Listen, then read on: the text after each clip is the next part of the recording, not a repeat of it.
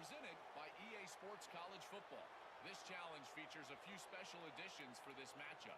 Awaiting you is the Miami Hurricanes.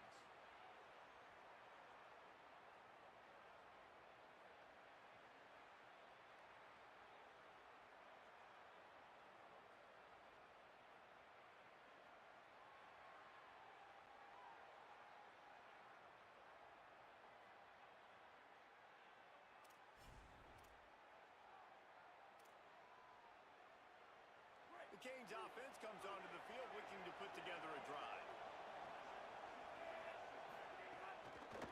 Takes the handoff. It's Fletcher. Finds his way ahead for 3 out to the 16. Ball's on the 16, and they need 6 on second down.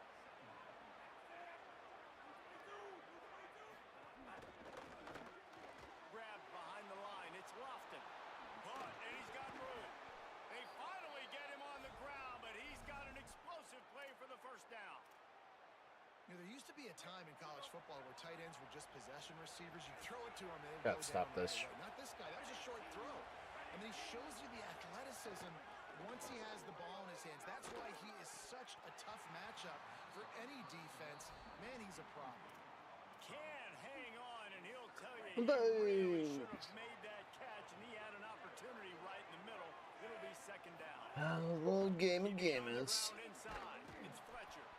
You want to make sure to maximize those types of runs, and he gets it out to the 41. They've got it at the 41, third and short, trying to keep the chains moving.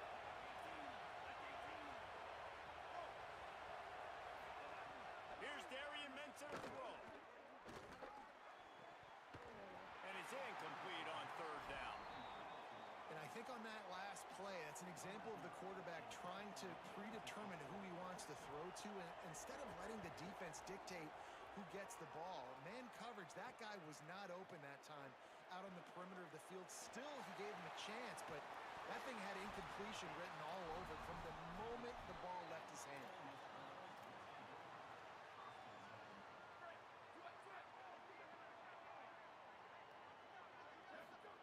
He wastes no time and comes out throwing. He hurls one deep down the left side. Makes a grab deep. Touchdown Rebels. And once he found open space, the band might as well start playing. Speed kills this offense. They've got multiple guys that can burn you. You can see it doesn't take them long to light up the scoreboard. And he's got the extra point, and it's 7-0 to start this one. That's the kind of drive everybody loves. OC, quarterback, one snap, put it in the end zone.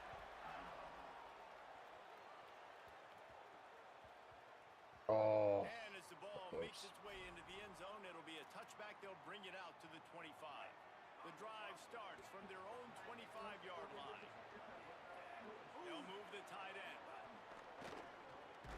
They'll run the RPO and fire to the right. Trying to hit him with a quick game on first down, and nothing doing there. And the Canes with a long way to go after the loss on the last play. Throwing Mensah. And it'll be incomplete. This defense is physical and pass deep. Sometimes it takes quarterbacks a few plays to really get into the rhythm of the game and not force things. I think the quarterback that time was really trying to force the ball to his wide receiver, but against man covered. No. And he's free. He flips his field in an instant.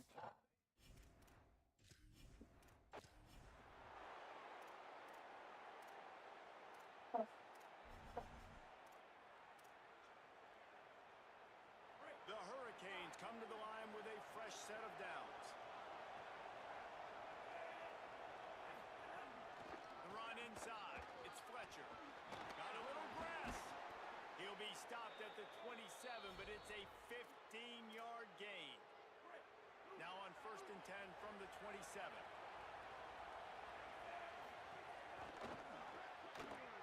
The pull and throw off the RPO.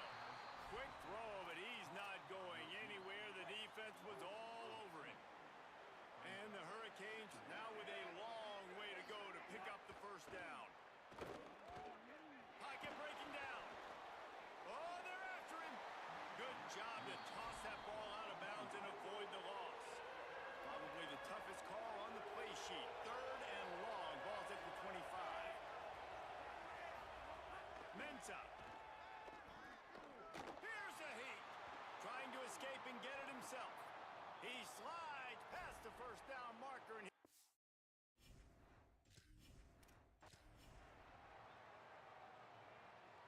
the Canes with the 1st and 10.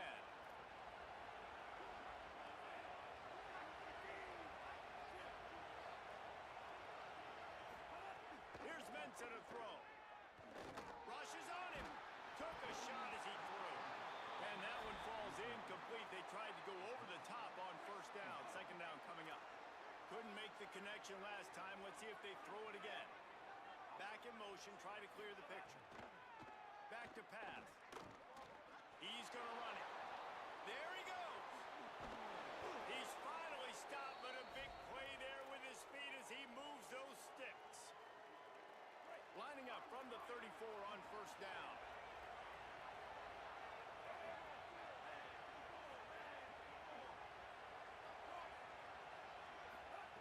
Here's the snap, ready to cut one loose. They'll run the screen. And he got 5 yards on the play, 2nd and 5 coming. Picked up 5 on that last pass play. Now it's 2nd and 5. They'll go to the counter. You're Picks up snotting the me. 1st down. All down, but he has enough.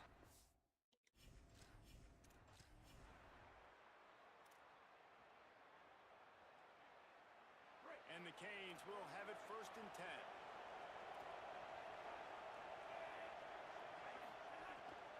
Running inside. It's Fletcher. Maybe picked up a couple as he gets it to the 14.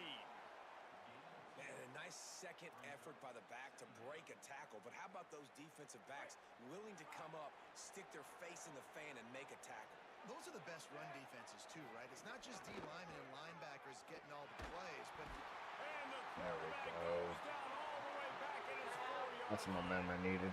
Well, the defense has the opponent backed up in their own end, and they are pinning their ears back, getting after the quarterback. You see the athleticism and the speed they have up front as they're able to notch that sack. Darian Mensah from the gun on 3rd down. Here's trouble. Ball's out in the end zone. Defense falls on the ball. Going to be a turnover. Ball is loose, and the defense has it. What a nightmare start for this offense. It'll be a touchdown. And Take how that about quick this touchdown. defense? One more. Pinning their ears back, being aggressive near the goal line. They could smell it. Maybe trying to get the safety, but even better, force the fumble, fall on top of it. Touchdown for this defense. Stay in, stay in. Ooh, he caught it. Great starting point. Takes it inside his own 25. He's brought down after a good return. Gets it out to the 31. Miami's offense comes out ready to go to work. Finding themselves down 7-0. They'd love to get a drive going here. They'll knock him down for a loss of a couple. And how about that young man getting in the backfield again? He's really got his fingerprints all over this game so far. Some bathroom. Man. We're still in the 1st half, and he's got a sack. He's got a tackle for a loss. These are the kind of plays that really help your defense push these offenses behind the sticks. Well, it's a nice job by the quarterback getting the ball out of his hands quickly on that RPO. We saw something he liked, just not on the same page with his receiver. Ball's at the 29. Defense can taste getting off the field. It's 3rd and long. Under fire. Got him for the sack. This defense turning up the intensity. What a great job by this defense setting the tone early. In the 1st half, they've been hitting the quarterback early and often. Make him feel uncomfortable. Make him feel that pressure. Keep getting him on the ground. That's why they built a lead.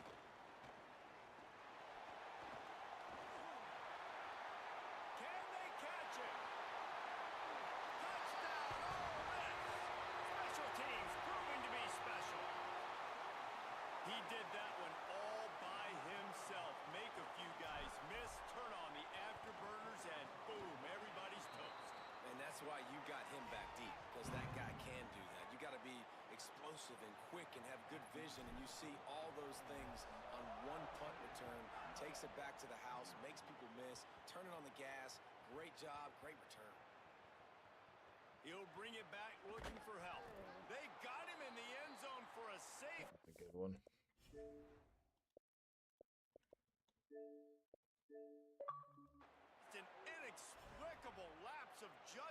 go back into his own end zone.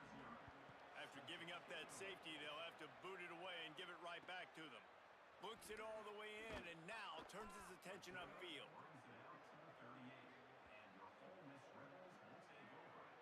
So the Ole Miss Rebels offense takes the field for the first time in this game. And they'll be met by this defensive front which can wreak havoc. I think for years, and you talk Miami Hurricanes, a big key for them winning national championships or competing for them has always been their play up front, right? You think all the way back to Russell Maryland and Warren Sapp, to just recently, David, with Bain and Mesidor on Miami's national championship run getting to that game. They've got big-time NFL athletes up front. Huge athletes, explosive athletes, twitchy athletes. Jason Taylor being the coach down there for a while, obviously working those guys, a Hall of Famer you get to work with, you get to develop. So it's almost plug and play every year, man. Now you're starting to see Miami defensive linemen that are some of the best players in college football. This could be a pivotal moment in this game as we open the second period and they try to find a way to answer. Not a whole lot of progress made there on the short run.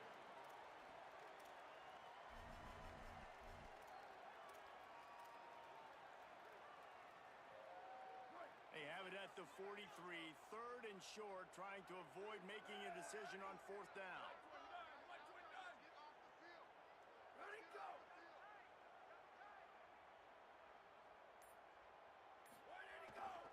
They'll go to the fullback. Hard running there. They'll knock him down for a loss of a couple. The defensive front had that one smelled out from the beginning, and the fullback went fully backwards. Nowhere to go. That's a quick-hitting play. Till you get the ball to the fullback, you're trying to get him downhill to hit somebody fast. Nowhere to go. Wait just a second. They're leaving the offense on the field. They're going to go for it in this situation. Give to the big fullback. He's brought down, but not before he picks up the first down and a gutsy call to keep this drive alive. The Rebels come to the line with a new set of downs. At that time, Ron.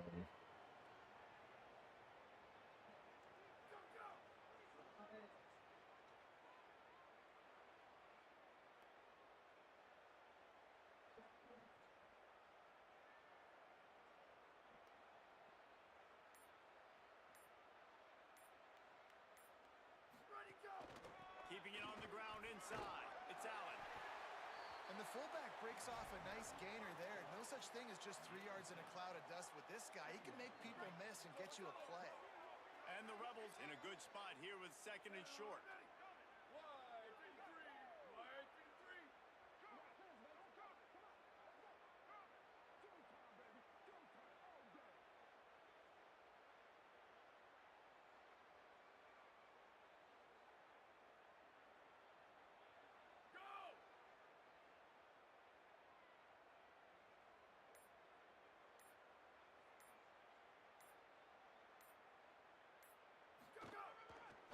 Give to the big fullback.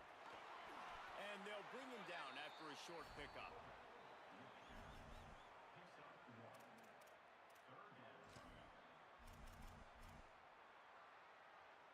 A third down try for the offense.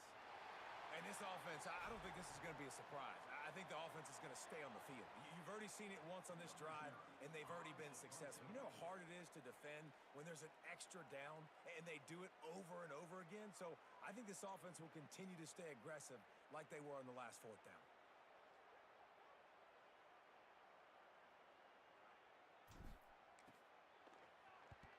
They boot it away on fourth down. He won't be able to return this one as it goes out of bounds.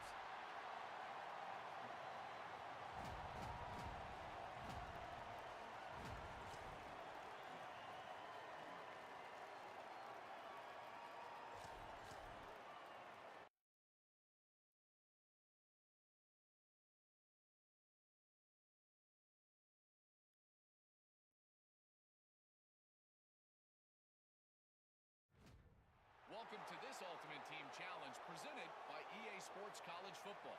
Don't forget, you can check your goals on the Play Select screen. In this challenge, you'll be facing the Tulane Green Wave.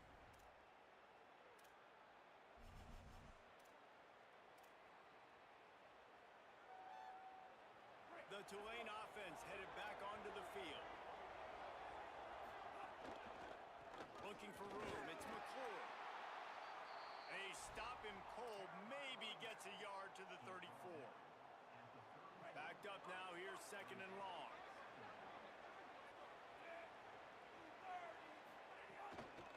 Right back to the well.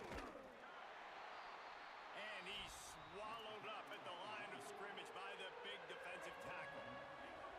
So already a challenge on this opening drive. It's 3rd and 9. From the gun, wants to pass. And the rush will get to him at the 25. Tulane forced to send out the punt unit. 3 and out and not much choice but to get rid of the ball. Hauls it in, looking for space. Smashes ahead. Really explosive when he gets his hands on the ball, and he found a couple of crevices and made a nice game before being run out of bounds.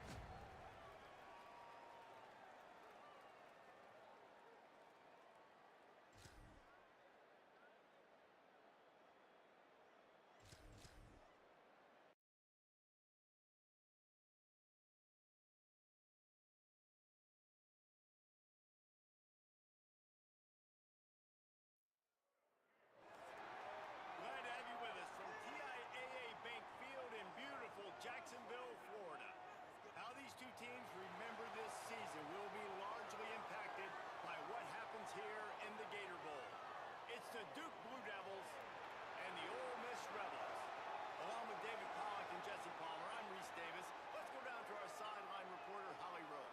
Checking in with the Ole Miss head coach before the game. This is a fun matchup here today for conference bragging rights. The SEC versus the ACC. These are two teams and two conferences that are always trying to get chippy, talk about who is the more dominant league. They'll have a chance to prove it here on the field today. Both coaches say they want to dominate at the line of scrimmage and show just who is the more physical league. Guys? Okay, Holly? Really good job by the defense being disciplined. They sneak the running back out. You see it. Keep outside leverage and go make us tackle in space on a guy that's used to breaking tackles, used to making plays. Here's the pressure. And he's all bottled up, and now it's worse. The ball's loose. Defense trying to take it back.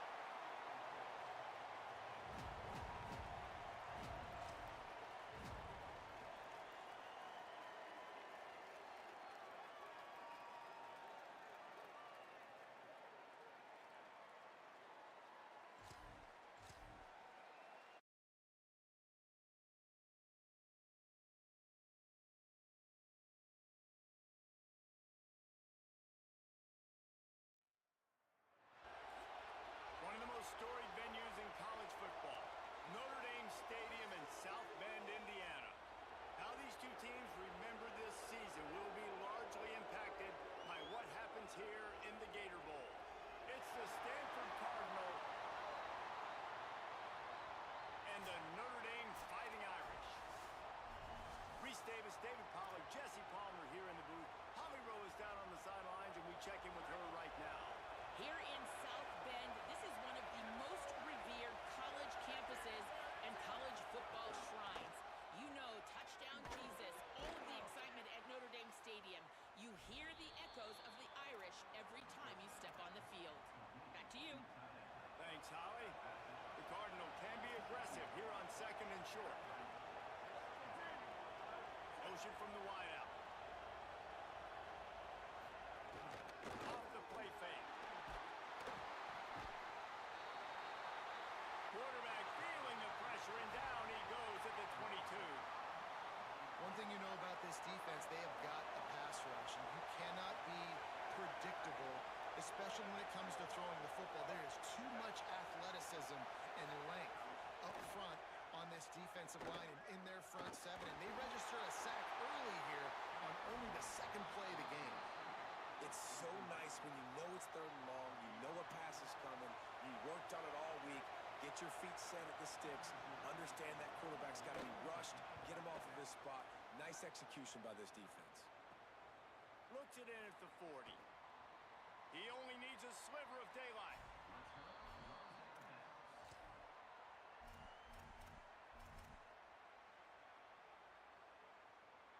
Heat giving him some kind of mirage, and he thought he saw fourth down someplace. It's not fourth down, and the punt team's on the field. And the coverage team surrounding the ball. No chance for the This Stanford offense moving quickly down the field. Dropping back, it's Warren. Bringing the heat.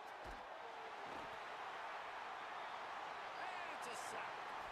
Oh, that's a missed opportunity. You know the quarterback was excited. He saw man coverage. He thought he was going to have an opportunity to come up with a big play, but up front they could not protect him well enough.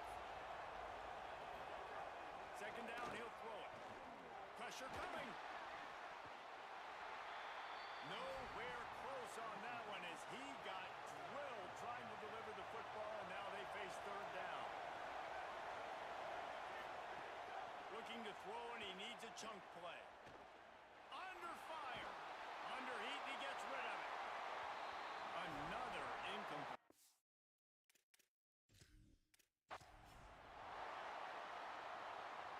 This Stanford offense is humming. Set up with another first down. And run inside. It's Ford. Tripped up at the 25 after picking up 4. And that's a really nice play. It's impressive. When it's first down and the defense thinks you might be running the football, you still can line up. You can get some movement at the point of attack and find a little crease for your running back. Using his legs, it's Ford. Defense in the right spot. They stop him after a gain of 2 to the 28. Man, it's really hard to control the running game if you don't control the line of scrimmage. And how about the defensive line doing a great job attacking those guys up front, not open up lanes to run through. Nice job just nullifying that run altogether. They go to the wide receiver screen. And he's got enough for the first down. They'll mark it at the 34. Really nice job there by the quarterback, understanding that it's zone coverage on third down. If you're going to have to find someone working into a soft spot, get the ball out of your hands quickly, make an accurate throw, and pick up the first. Well done. Down on 4 tackles. Stopped after a gain of 3. It'll be 2nd and 7. Now, I know you two never faced off against each other in an actual rivalry game other than the Thanksgiving morning Turkey Bowl. But knowing you two the way I do and the way you know each other, Jesse, what would you have done to try to throw Pollock off a little bit on a stage like this? In our opening... And the defense, Dave, got him at the 27. Offensive linemen are offensive linemen for a reason. They're not as fast as those guys on the edge. And you can see that defensive end came screaming off the edge, got to the quarterback before that O-lineman could do anything about it. Nice job of that defensive end. And here comes the pressure, and there he goes down again. The Fighting Irish call their first timeout. After using an early one, 2 left for them to spend. The Cardinal will have to boot it away. Makes a move. Very little will make a crowd hold its breath like a punt return, and he brought them to their feet on that one. They'll be able to get off one more play before quarter's end. Looking downfield on first down. Wasting no time taking a shot. Touchdown, Notre Dame! He got it back corner of the end zone. That's how you do it.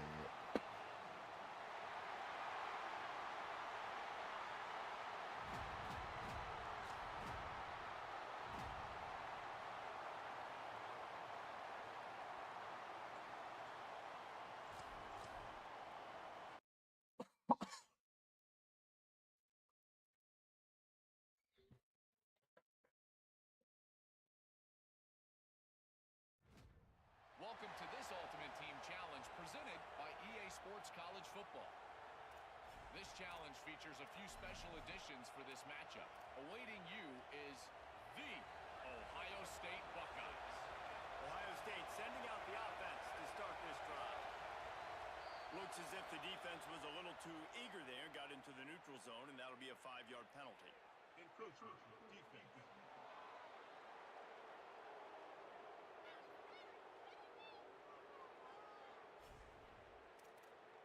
The encroachment penalty on the D gives the offense a free 5 yards. Bunch formation for these receivers. Wide receiver going in motion. Running inside. It's Jackson. Defense right there to stop him in his tracks, and they get nothing on that play. Line getting set on second down.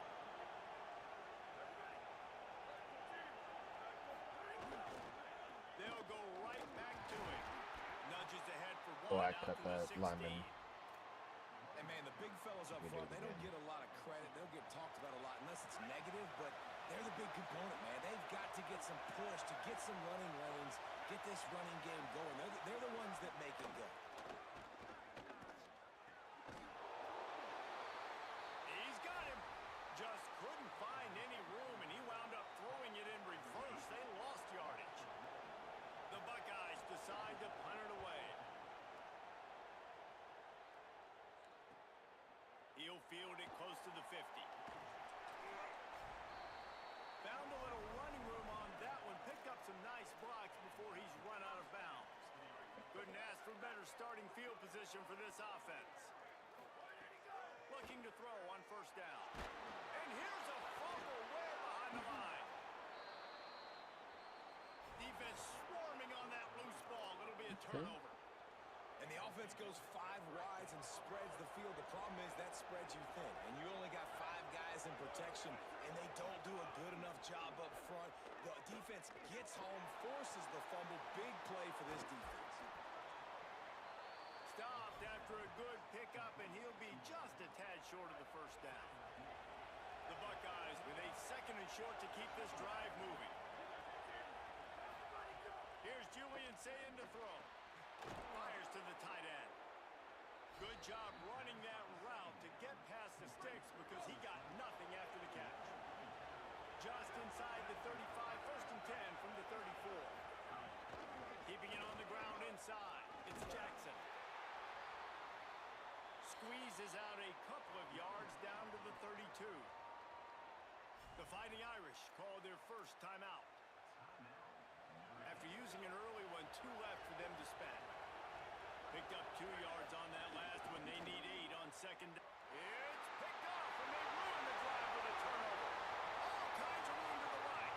He's at the 20. Touchdown, Fighting Irish. This defense making a big play and putting it in the end zone. Getting set for the extra point after Big the pick scoreboard six. work for the first time. And the extra point makes it 7-0. With a little special What a kick. play by this defense with the pick 6. And how Oh, about a the little defender? too late. Exactly what you're supposed to do. Breaks on the football, makes the interception. Everybody on defense, we turn to offense. Go lay some blocks so my guy can get it and take it back to the house. Now to see if these guys can get back in the game in the second quarter.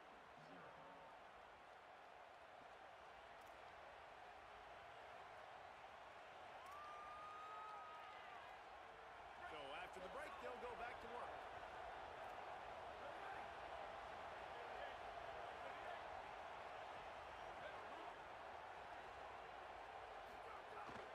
The run inside. It's Jackson. And the defense snows him under after a very short gain. So now it's second and long. Motion from the wide receiver. They'll keep it on the ground. Creating some space, getting just enough good blocking, and they've got it up to the 47-yard line. Just shy of midfield at the 47. The defense needs a third down stop. Whistle blows, and this is the 2-minute timeout, and these guys have a chance to take the lead before halftime. Just shy of midfield at the 47. The defense needs a third down stop. Sayin from the gun on third down. Unloads to the wideout. Can't make the grab on third down, and that is a rare drop for this guy. And the Buckeyes will punt it away on fourth down. This will be the second time they've had to kick it away. And they'll keep it away from the return man as the punt goes out of bounds. Notre Dame comes onto the field ready to go to work. After that last drive, he came back to the sideline, and the coach probably said, "You dropped it? You didn't pick it up? Come on, get on the ball, David." No, that's not what he said. He said, "You're doing a great job. Just keep your head up." Oh, yeah, he got blasted. You got to hold on to the football, Palmer. Turnovers decide games. Those are big plays. It's tough on him, too, because he knows he let his offense down on that last drive. So you know that guy's eager and anxious to come out here and make a play. They're dealing with a 2nd and long.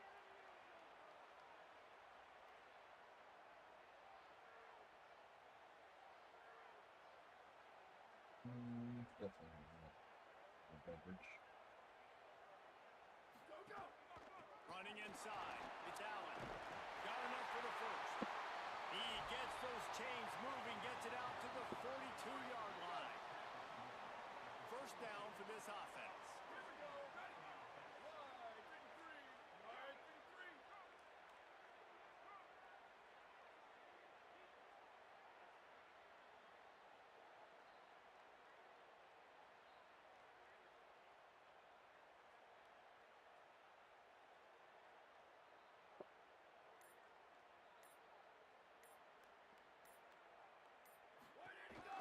They'll power it inside with the fullback.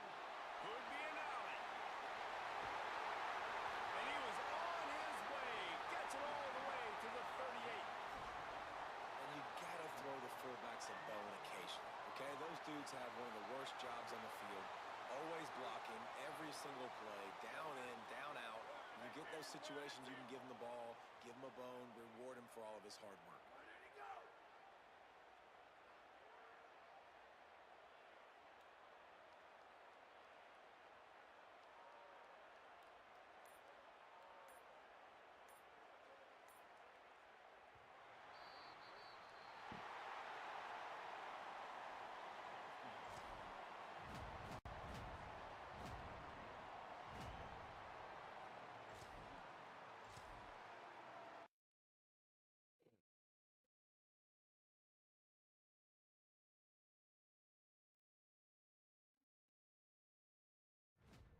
Welcome to this Ultimate Team Challenge presented by EA Sports College Football.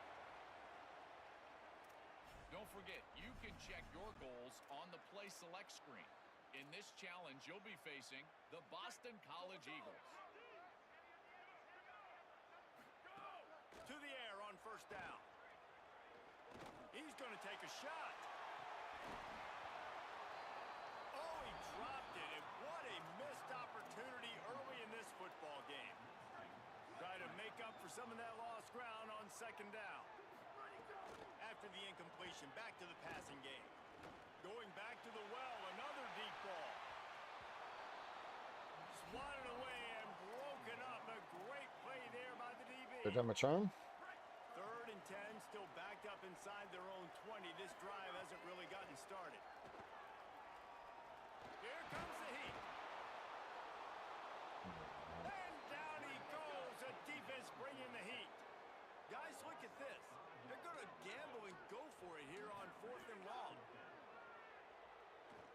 He tosses one high and deep down the left side. Down.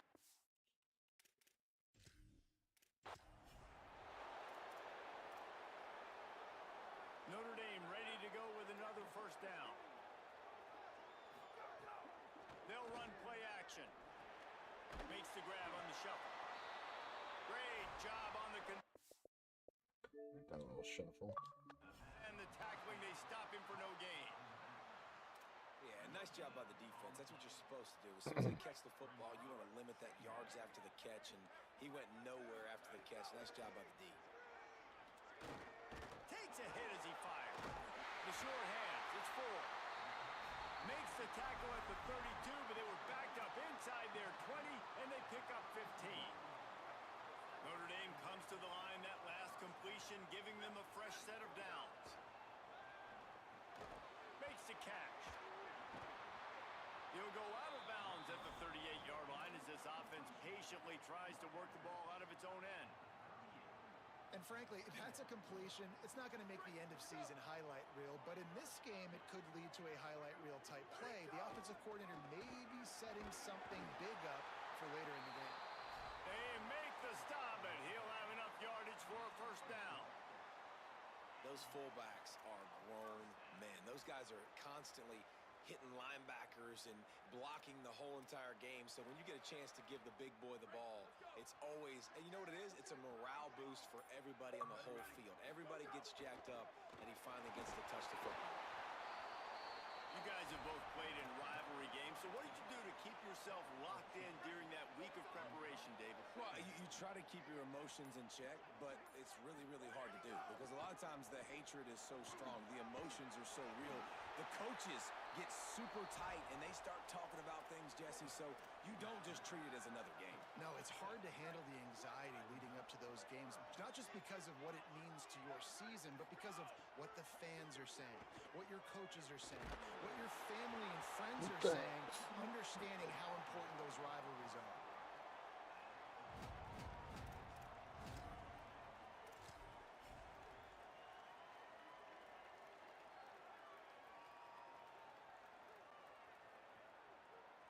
Notre Dame coming to the line with another first down.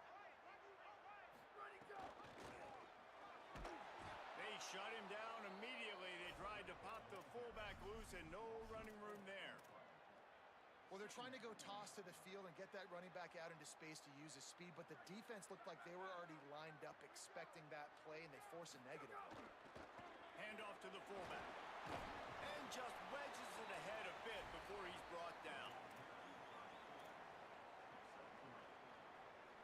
You make up the game plan and not a lot on the play sheet for this. 3rd and long from inside their own 20.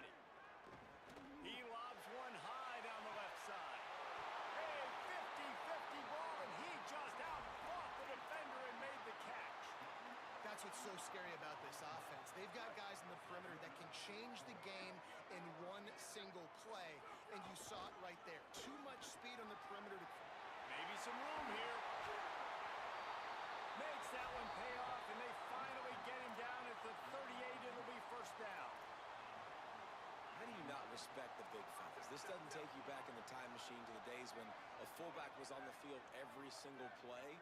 Then you're missing out because fullbacks are awesome. They're just low maintenance. They're not divas like wide receivers. They just block most of the time. Don't Breaks into the open. He goes out of bounds right at the 10-yard line, and the offense can smell the touchdown from here. Time winding down in the quarter as they come to the line. The Fighting Irish call their first timeout. After using an early one, 2 left for them to spend. Let's see how they set the tone on 1st and 10. This time he wants to throw. Hit hard just as he released it on 1st down and just couldn't get it to the receiver. A good job by this defense. Great job in the secondary. Eyes on the quarterback. They took away the first option, made him go to option 2, made him go through his progression, and then they got time. And that one is picked off in the end zone. I tell you what, we hear it all the time. Coach.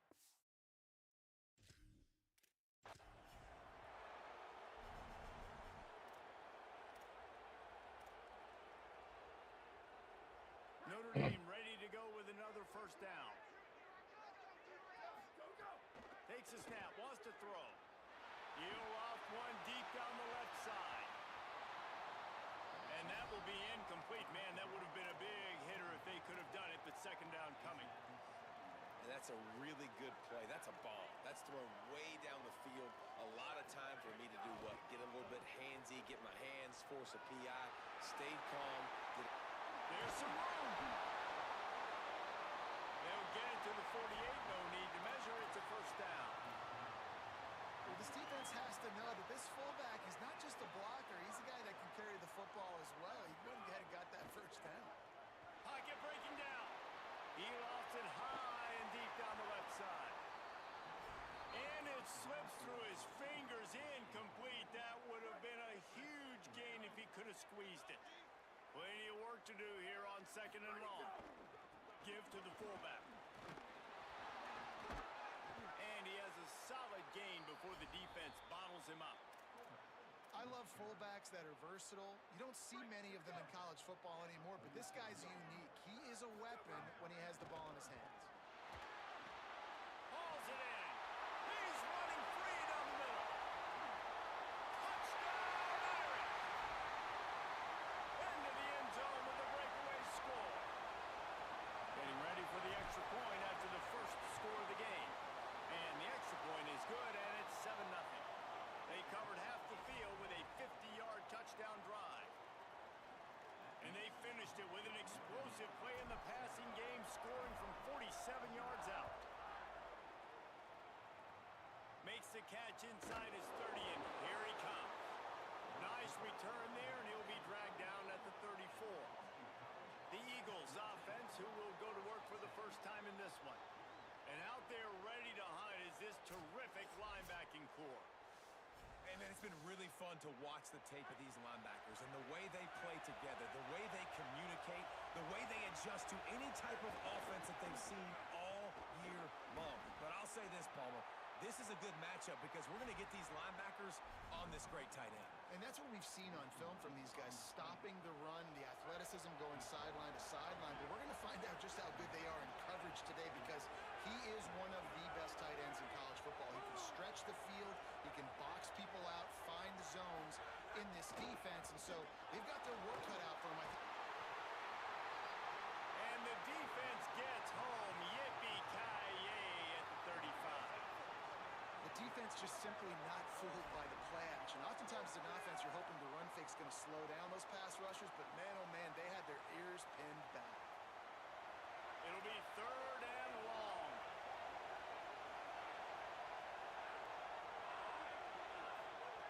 Wilson to pass. Caught.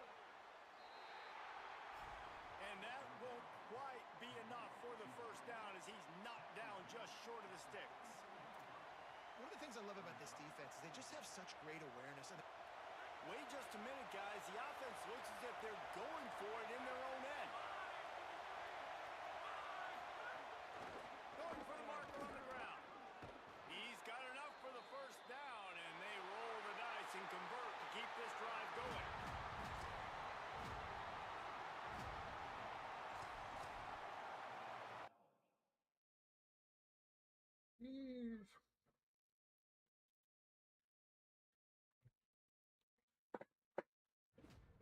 Welcome to this Ultimate Team Challenge presented by EA Sports College Football.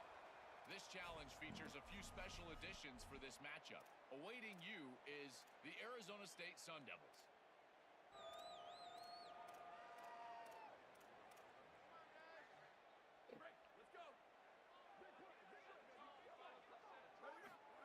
Dante Moore makes the grab. It's Allen. They get him stopped and out of bounds at the 45-yard line, and the big play has this offense ready to mount a threat. The Ducks, after moving the sticks through the air, come to the line. Finds his man. And he goes out of bounds after coming up with positive yardage there. After the 9-yard completion, a wide-open playbook on 2nd and short. On target. Could not make his way to the corner. nice job defense. You always hear people talk about tackling the catch. You saw it right there. There was nowhere for that receiver to go once he had possession. He hurls one deep down the left side. And they can't hook You up gotta on the big snot play, me. and that brings up a 4th down. Great job by the defense there. They weren't surprised by that play call there on 3rd and short. They were expecting pass. They took everything away and forced the incompletion.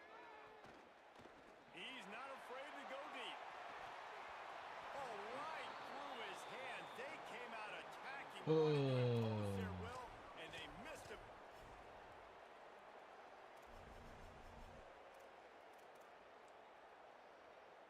And the Ducks have it with a 1st and 10. Throwing more. Makes the catch. It's Allen. And he didn't have a whole lot of operating room after the juke, and he stopped for a short gain. Picked up 5 on that last pass play. Now it's 2nd and 5. Moore to the air. Got his man. He stopped at the 48, a pickup of 10 on the mitts, the big fella coming in with the catch. Hey, running a little bit of a route, showing a little wiggle, getting open, throwing the football. That's when he catch it, big fella. You gotta be shitting me. Knew where he wanted to go with it, but couldn't find his target. It's incomplete. Working well behind the sticks on second down. Wants to throw again. Got rid of it.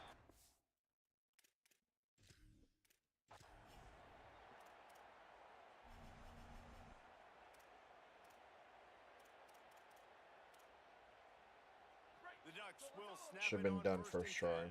10. try. Moore makes the grab. It's Allen.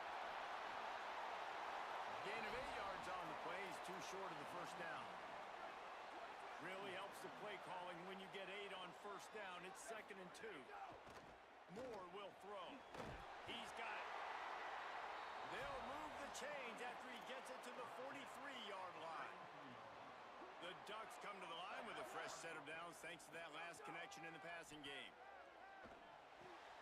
Grabbed in the middle. It's Harris. Couldn't ask for much more there. A first down, and they're down to the 42. Well, I know at the end of last year, a lot of people were wondering what was going to happen with Dante Moore. Was he going in the draft? People were talking about him being the first overall pick after that blowout loss in the playoff to Indy. He tosses one high and deep down the left side. Why not trying to get it in?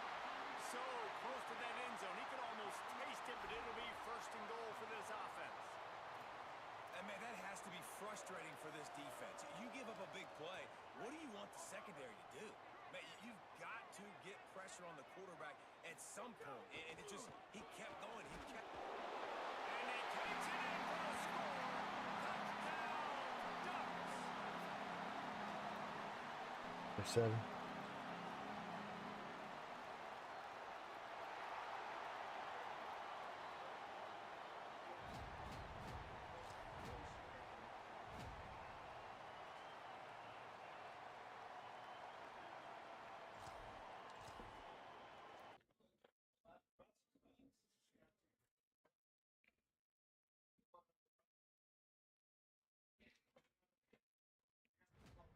Welcome to this Ultimate Team Challenge presented by EA Sports College Football. Don't forget, you can check your goals on the Play Select screen. In this challenge, you'll be facing the Illinois Fighting Illini. Here's Moore to throw. Caught in the backfield, it's Allen. Hit and brought down right at the line. -1. What can they pull out of the playbook here on 2nd and long from the 17? That's caught. It's Harris. Turning it on. And the Ducks come to the line in the hurry-up.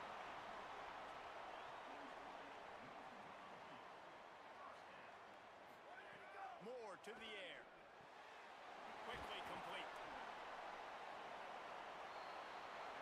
He's brought down quickly. Minimal gain there. Still a bit short of the first down. Got it in the middle. It's Harris. They finally get to him. But what a play there to pick up the first down. It's not just the dual threat guy. You go back to Dan Fouts or Bill Musgrave or even Justin Herbert, and passers not in short supply for the Ducks. And when you think about the Ducks, you always think about the fancy uniforms. I think that's one of the first things that come to mind, but the guys you just named, it's been built on flash, but it's also been built on substance. Great players in their tradition, in their history, and just like now, just in the recent history, Bo Nix.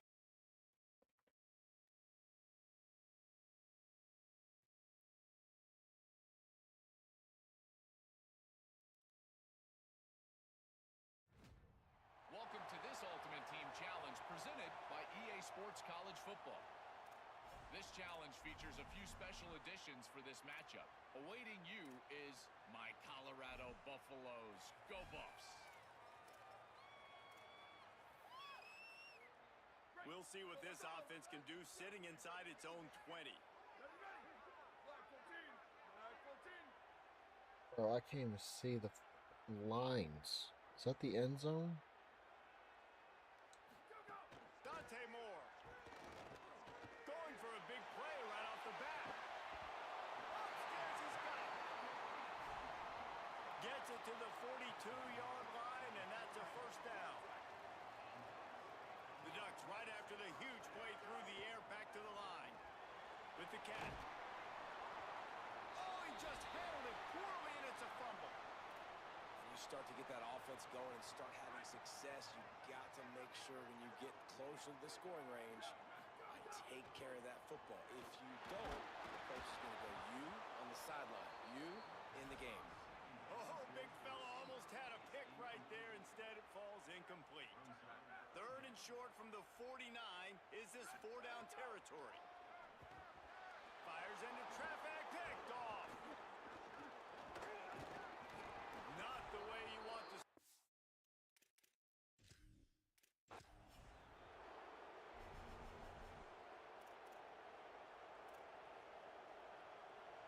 The Ducks are in the red zone.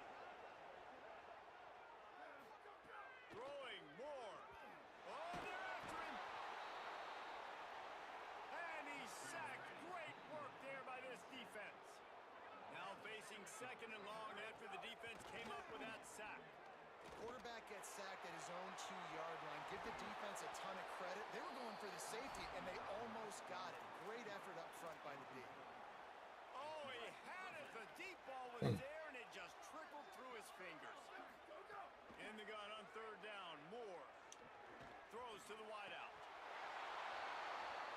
What a job to lay out and make the catch. How much fun is this? We're playing in the snow. You're not supposed to be able to throw the football. How about my guy out here diving out and making a catch? This dude's just making snow angels right now. Caught on the outside. It's Allen.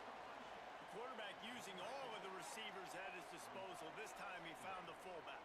And it's nice to have a guy that can block and obviously have the versatility to also catch the football, so you can mix it up and keep that defense guessing. That's a bang-bang play, 3-step slant. They rep this over and over in practice so they can go out and execute it on game day like that. Finds his man. It's Allen. And he was able to get away from one tackle, but plenty of help was on the way. Decent pickup on that play. And the Ducks with myriad options after that big pickup on first down. Dante Moore wants to throw again. Looking deep down the right side. Oh, he can't hang on to the football. A big play sitting right there for the taking, and they can't get it done early in this one. Moore from the gun on third down. Snagged out of the air. They'll get the first down. It's spotted on the 49. The Ducks racing to the line in the hurry-up. Moore. I think as a play caller, you love to see What a your block. guys getting into a rhythm early in the game, right? Third down, you dial up the slant. It's a good route, a good throw. This offense is off to a nice start. Plenty of distance between them and the sticks here on second down. Moore will throw.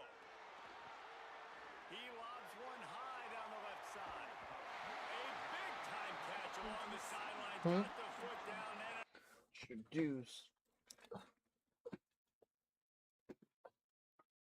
Yeah.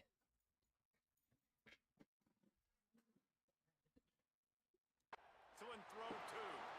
Well, this guy obviously spent a lot of time in the film room this week because he is dissecting this defense early in the game in the opening drive. Great job with his eyes, great job with his rhythm, an explosive play there. This defense does not have...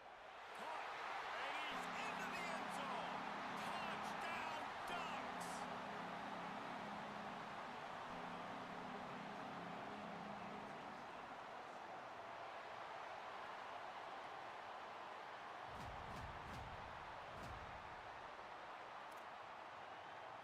You gotta be joking me. That was 100 yards. The offense did exactly what it's supposed to do with a start like that one. When you're set up with that field position, you're thinking touchdowns. You're not thinking field goals. It's exactly what the offense does. Takes advantage of great field position. Here's Moore to throw. Intercepted, and the first drive ends with a pick. Touchdown, Bucks! Well, just as you would expect, that didn't take very long. It didn't, Reese, and you've got to make great field position count. When you've got opportunities, you got to pay it off. And the offense took advantage, scoring a touchdown. Didn't have far to go, but they got the plays they needed. Has plenty for the first down, and they stop him at the 28. The Ducks keeping this defense off balance. They can hit them from a variety of angles, this time going up top. Yeah, so many things to look at. You know, they've always traditionally gone fast as well in the past at Oregon, but, you know, the quarterback run and the run up the middle and then play-action pass, they keep you guessing a lot, and they make a lot of plays down the field because your eyes are focused on something they shouldn't be focused on. Oh, he dropped it, and what a missed opportunity early in this football game. Behind the chains now on 2nd and long.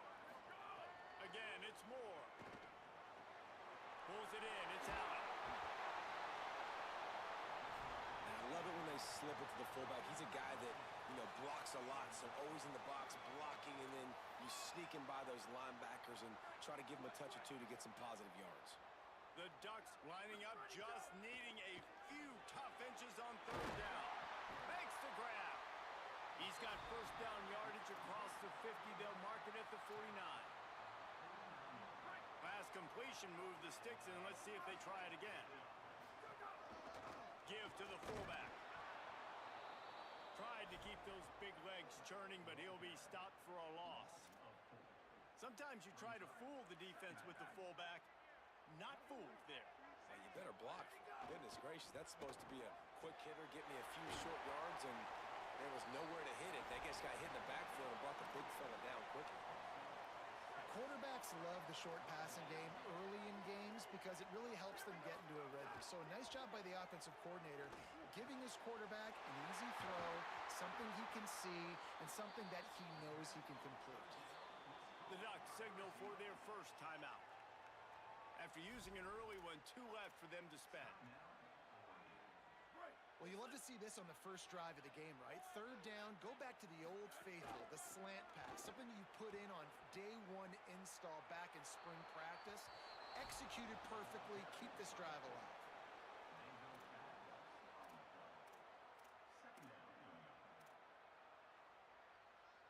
As they get set to snap it, time winding down here in the quarter. Dante Moore. Here's a heat. They got him. Great pressure by this defense. At the end of quarter 1, let's check out the start for both of these quarterbacks. He was gone. Well, based on that, we can hope to see a little more offensive explosion. Finally broke him free. Ready to get things started. So they had a chance to talk over this 3rd down play to open the period. On the gun on 3rd down, Dante Moore got his man at the 30.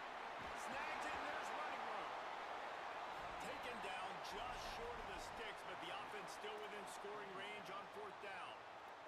This is makeable field goal range here, but it looks as if they'll go for it on 4th down. Rushes on him. And he never had a chance.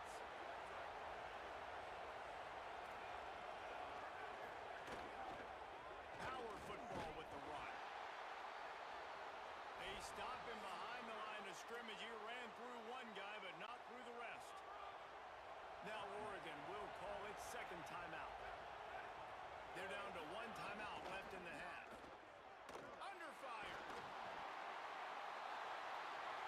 And they got it. And that's 2 really good plays in a row by this defense. Nice job, man. They are on it. You can tell. Reacting to what's going on, rushing the passer, being disciplined, tackling. The most important thing is getting guys on the ground. Now they forced an advantageous situation on 3rd and long. There's the pressure. Didn't get past the marker when he started his slide, and now it's 4th down. And the Buffaloes will try to pin them back with the punt.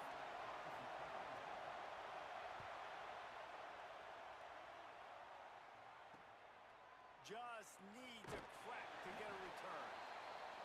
And he's going to get it up to about the 29-yard line before he's brought down. They'll get this drive started from the 29. Throwing more. Pulls it in. It's Harris. He'll pick up a few on the play, just enough for the first down. They'll mark it right at midfield.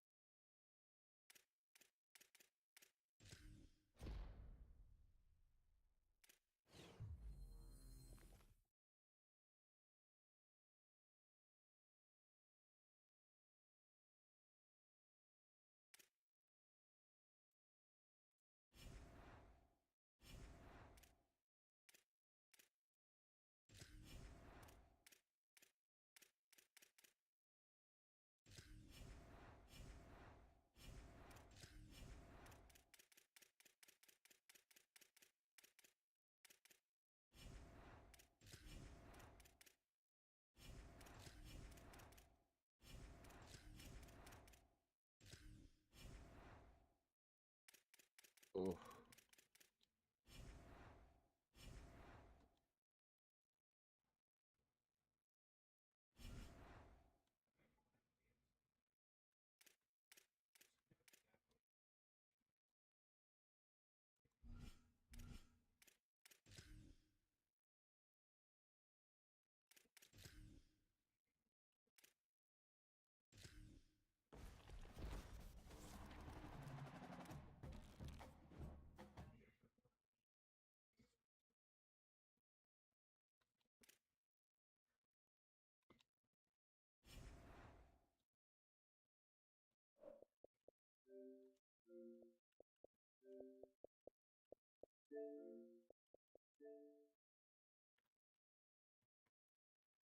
PGA Tower.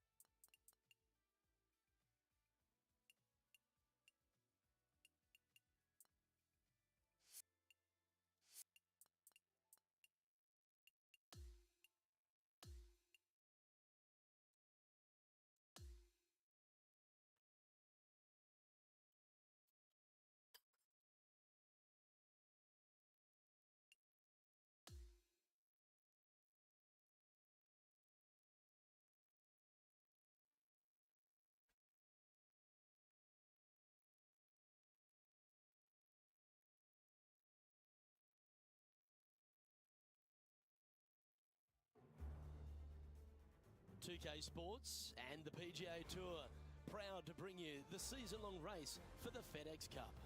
Opening round coverage of the Northern Shore Open is set to begin. I'm Luke Elvey alongside my great mate Rich Beam in the booth, and out of the course bringing you all the shots, all the colour, all the action are Henny Quirk and John McCarthy. It's going to be a sensational week, and we can't wait to bring you all the action here at 2K Sports.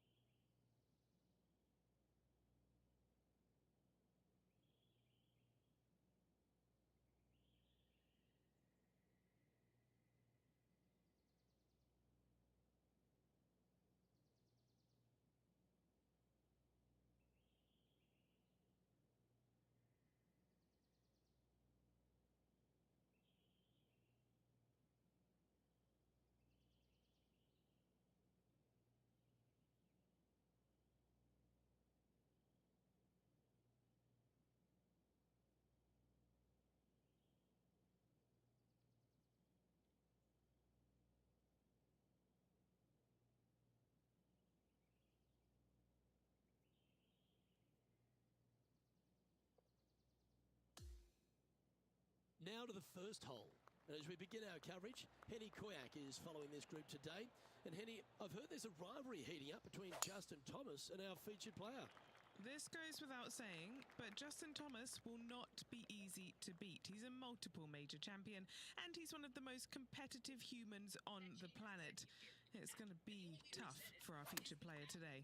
Well, that's good intel, Henny. Appreciate that. Interested to see how this player goes against Justin Thomas. Has started this one out on a pretty good line. Tracking.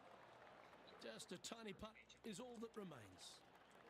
And after that hole, he's on top of the leaderboard with Max Homer in hot pursuit. Marigot Cove is full of so many superb golf holes, and the first one that really hits you between the eyes is the par 3 second. Well, as stunning as the views are, so is the difficulty of this par 3. A long par 3, not much green to work with there, but I'm telling you what, the beauty alone of this hole is worth its weight in gold. Now on the tee after a birdie, fired up and ready for more. This hole screams, keep me on the ground for as long as possible.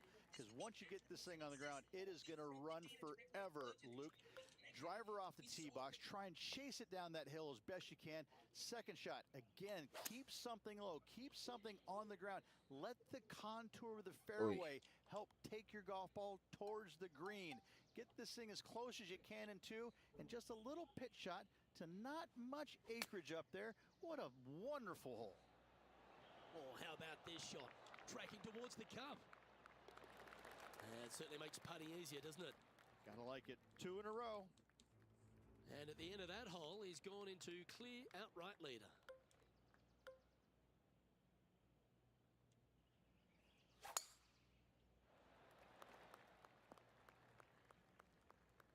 Good shot there, Beamer. This is his second shot.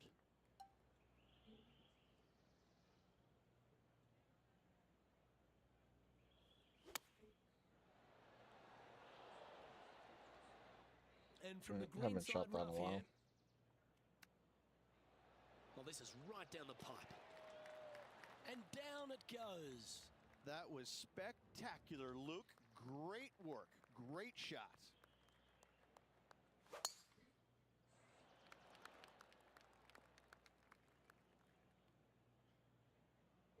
Setting up here, coming off a run of birdies. I tell you what, they're set up quite nicely through the first opening holes. Birdies galore. Got great connection here. Yeah, this is looking good. Bigger bounce than I wanted. This putt is for birdie 3 on the scorecard. Penny, take us through the break on this putt. You know, I've been prowling around. It's definitely uphill and moving to the right-hand side. And just checking back in with the standings, and he continues to lead this tournament. We've arrived at a par 4 hole. Luke, that's a stonking drive. Second shot here on the 6th.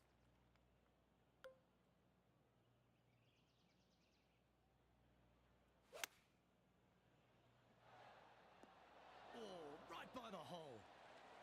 Putting for birdie here. Well, what a start. This is impressive.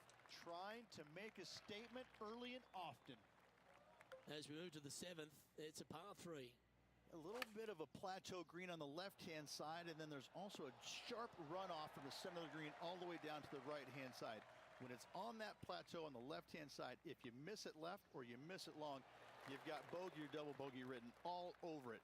When it's on the right-hand side, though, what a great opportunity to hit it in there close, make yourself a deuce. Oh, that looks like it caught the downslope there. That one's going to run a long way. Second shot here on the 8th.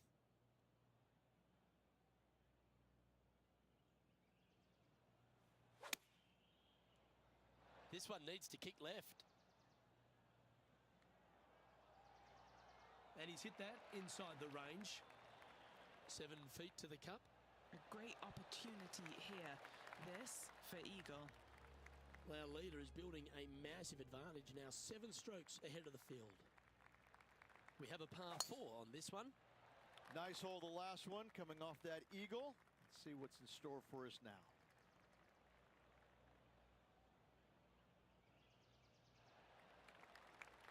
That's a good-looking shot there. And this shot from about 150 yards out.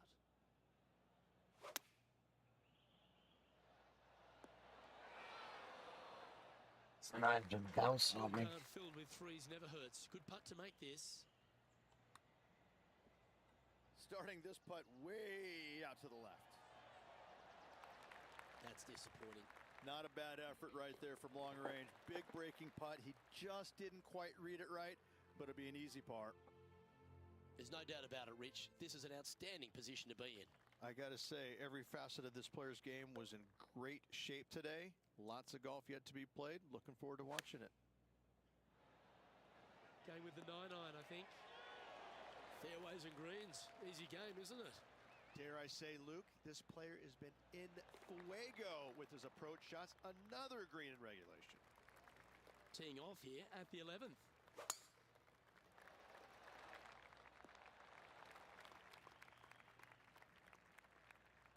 He has his eyes set on one place and one place only. It's the green. Ooh, staying aggressive. Going for the green. Oh, I like the courage here, Rich. Getting after this par 5 in 2. As they should. What a play. Hopefully they'll be rewarded for that play. Here we are at the par 3 12th hole. My friends in college used to never say an eagle. They used to say super chicken. That's what he made at the last. What's he got for us now? A super chicken. A super chicken. It's an eagle. Yeah. And another one goes. And with it, an increase of his lead. Leading by a potentially insurmountable 11 strokes after that one. Not sure why I said potentially. Well, our leader has already bolted. Currently way out in front of the pack. Wonderfully played. And this shot here coming up from around 130 yards. Yeah, this is going to airmail the flag. Well struck. And he's down there. You got a read? This is a big old lefter-righter. This is a par putt. He sits in first position. Well, that really puts our leader way out in front of the pack now, and it's only the first round. Now it's heading for the fairway. Second shot here on the 14th.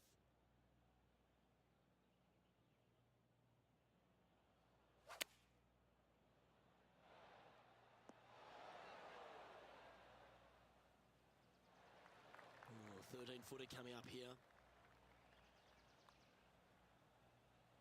The left. This putt coming up is for birdie. Well, what a performance. 8 birdies on the card. Currently 12 under for the round. That really puts the leader way out ahead of the rest of the pack. And it's only the first round. This one's looking good off the tee. That should find the short stuff. Second shot here on the 15th.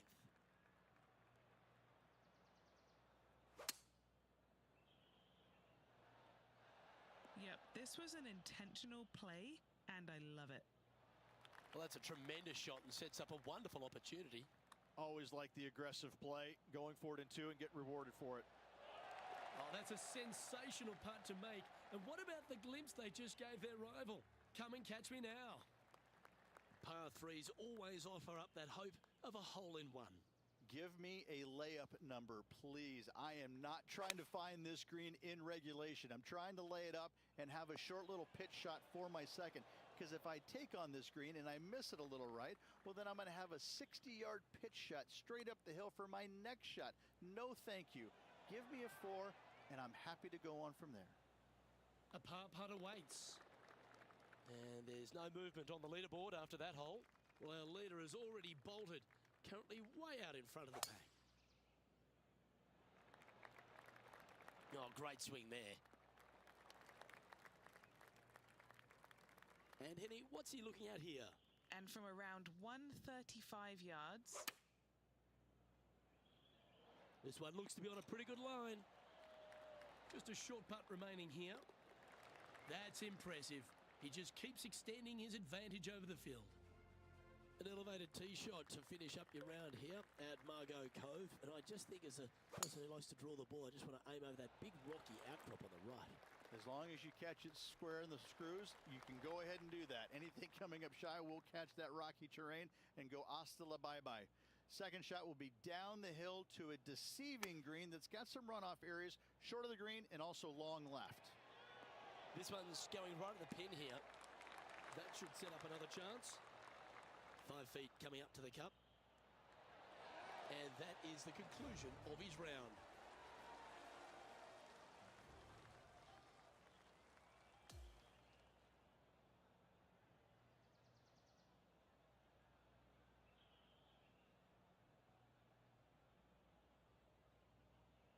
Oh, what a performance, Rich. Absolutely dominating performance. It's been absolutely flawless so far. I cannot wait to see what this player produces tomorrow. I'm Luke Elvey, alongside Rich Beem, and on behalf of all the hard-working folks at HB Studios, it's goodbye for now.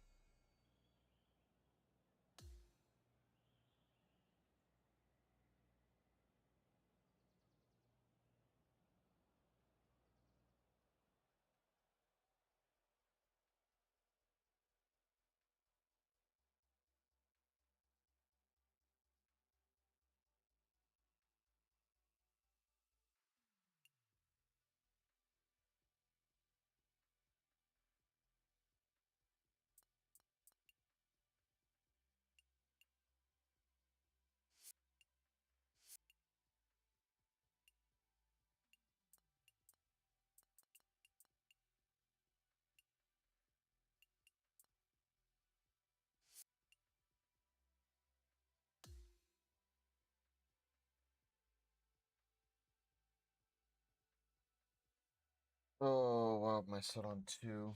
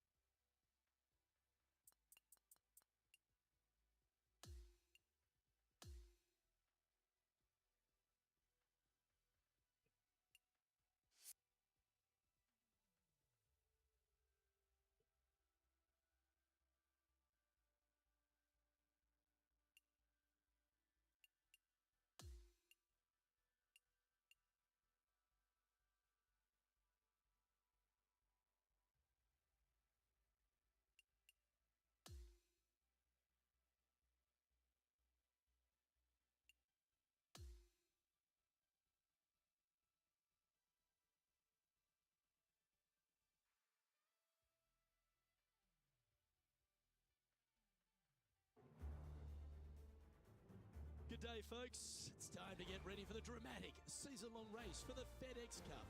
Brought to you by 2K Sports and the PGA Tour. Well, it's time to find out who wins this event. Let's head out for the final round.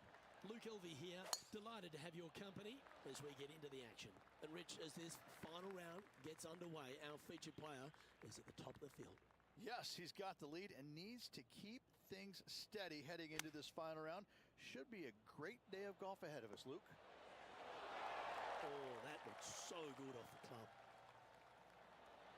Well, that's a nice way to start, writing a little red number down on the scorecard at the first. Can't birdie them all unless you birdie the first, Luke. Good start. We have a par 3 on this one. I have to say, what a spectacular hole this is, but as beautiful it is, it's equally as difficult. Anytime the pin's over on the right-hand side, you want no part of it. Just bail out to the left-hand side and just enjoy the view from there. Okay, he's starting this one out to the right and it should come back. He's done a nice job there. An opportunity to make a par here. Well holed. Let's move on. And that'll see him remain in the same spot on the leaderboard. And I don't give the rest of the field much hope today. Our leader is way out in front in this final round. Oh, no. Ouch. That's going to make the next shot a bit more challenging. Coming fresh off a win, this player's looking to go back-to-back here. This player has more confidence, I believe, than any other player in the field at the moment. This should be another good week for him. This one is looking green. An opportunity for a birdie here. And he just keeps putting a gap on the rest of the field. What a putt to hole. Game face on early here, Luke. We've arrived at a par 4.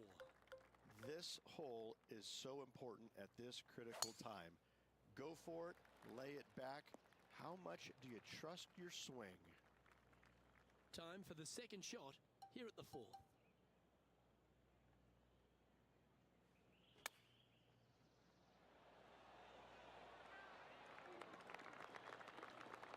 And just a little bit of clean-up work remaining on this hole. That's a fast start if I've ever seen one, Rich. Back-to-back birdies, moving the right direction there, Luke. Now on the tee of the 5th hole, the par 4. And this one has hit the downslope. It might run out a little more. Let's see. He's setting up for his second shot.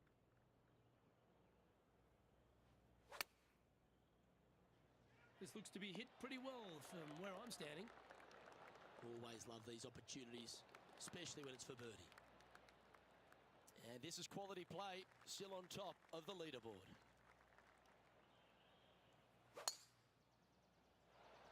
Let's see, will it hold the fairway? Henny, how bad is this lie?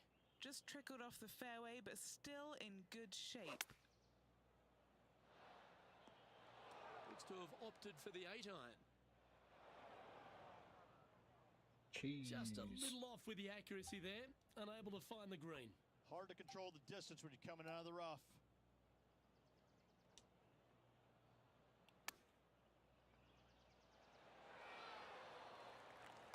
13-footer coming up here.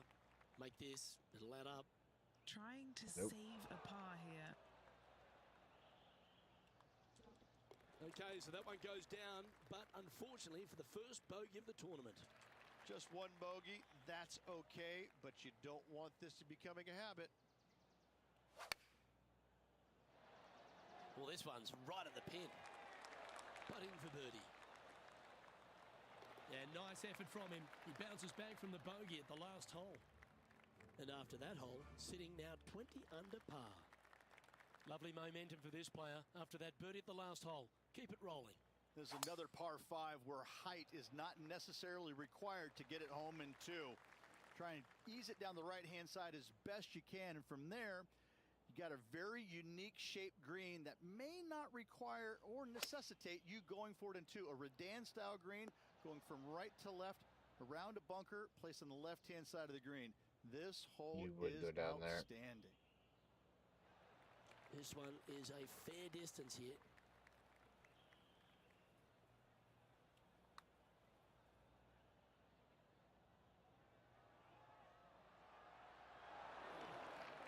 Just a 4-footer remaining. Don't want to miss it. Could be costly. This for a birdie run. He's currently in first place.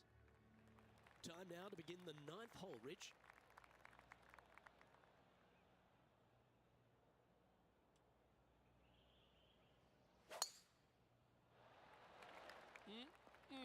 A thing of beauty.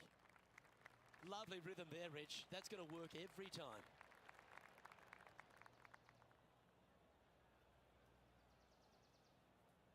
This shot coming from around the 150-yard marker.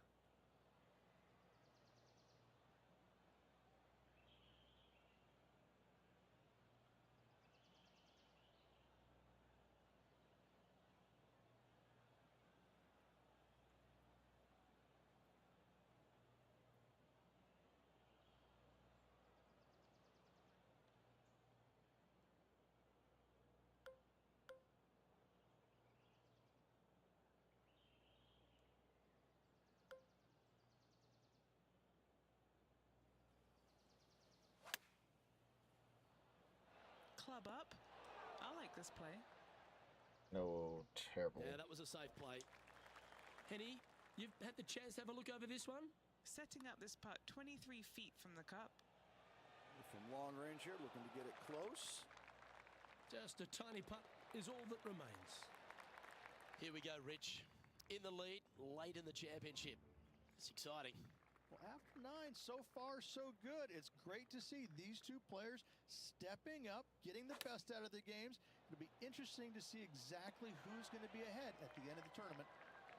8 feet to the cup. Oh, what a round this is. 7 birdies today. Let's see what happens here at the 11th hole. Oh, that is bombed.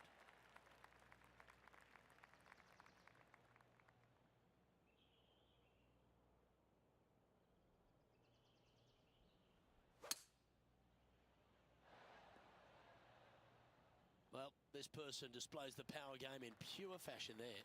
It's amazing to see how good this player is in full flow. Yeah, just had a little bit too much speed on that putt. A 7-footer right here. All right, guys. Wee, terrible shot. In a row. Oh, that just kills you. Free putting for par. And maintaining top spot on the leaderboard. After that, now teeing off on the 12th hole.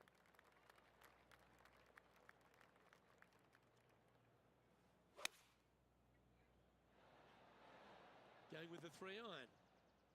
Yep, that shot safely on the green. John, have you got a read on this one? It looks like this one will move left to right. Can he make one from long range? All right, getting better. Wow, what a putt. Welcome to the par 4 13th hole. Oh, that sounded absolutely flushed.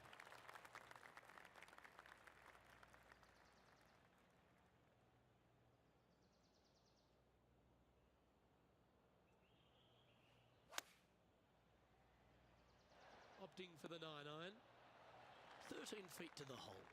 He's got this one for birdie. Just missed. Our work here is done. Let's head to the next hole. Love the long holes. Welcome to the par 5.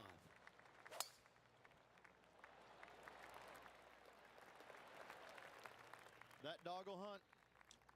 Time for the second shot at the 14th.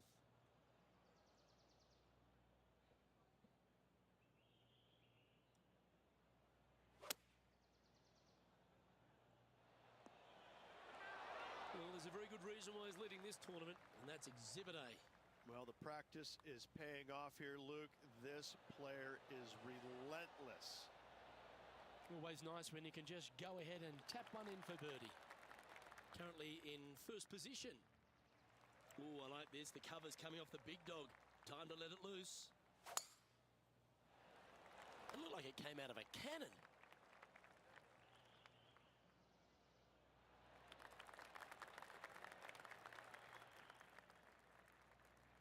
Second shot here on the 15th.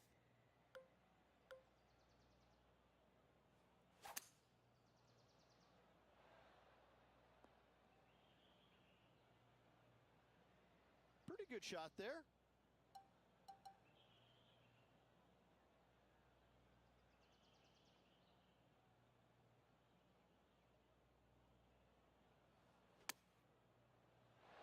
Oh, that's outstanding. Another great shot by Alina. Just 4 feet remaining between him and the hole. Looking for another birdie here. And now 25 under par for the tournament as we move over to the next hole. Teeing off now on this par 3. Give me a layup number, please. I am not trying to find this green in regulation. I'm trying to lay it up and have a short little pitch shot for my second. Because if I take on this green and I miss it a little right, well, then I'm going to have a 60-yard pitch shot straight up the hill for my next shot. No, thank you. Give me a 4, and I'm happy to go on from there. Okay, holding steady on the leaderboard after that hole. Let's see what happens here at the 17th. Ideally, you want to challenge that bunker. You want to challenge the end of the fairway because you want as short of a second shot as possible into this minuscule green. Anything left shy of that bunker is going to leave a mid to long iron. No, thank you. That was a beauty. Penny, take us through the break on this putt. Okay, this one starts out pretty straight, but it will go left at the end. holding steady in first place after that one. Well, what a lovely position to be in. Holding the lead, playing the last. Good luck. That's a big drive. They caught the downslope. This should chase out. Second shot here on the 18th hole.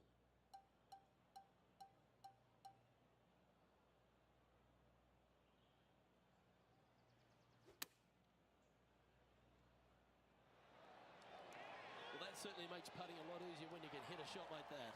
Nearly doesn't get any better than that. Amazing shot. And down it goes. Victory for this player. Back in the rink struck once again this week. Filling it up. And Rich, you know what this is like. Going back-to-back on the PGA Tour. How big is it? It's a lot more mentally difficult than I think a lot of people understand. I'm very impressed with how this player held up the final 9 holes. Congratulations. Great finish.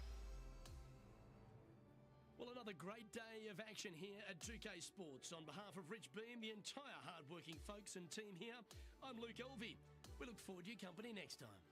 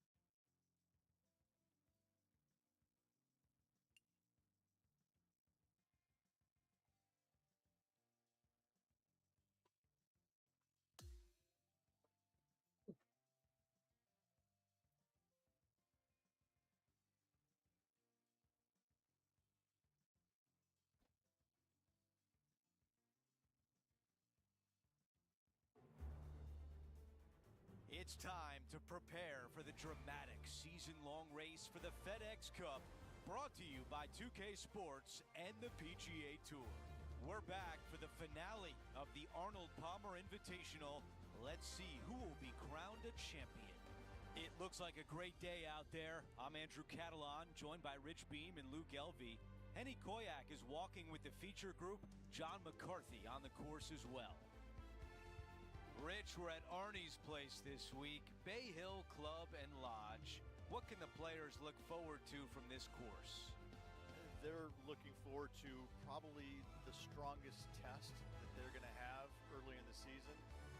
This golf course historically is firm, fast, windy, can be cold at times. It's ruthless. It's going to call you out on bad shots, and even your good shots may not always get rewarded. This is going to challenge players mentally more than physically because the shots they hit aren't always going to turn out in the best of spots.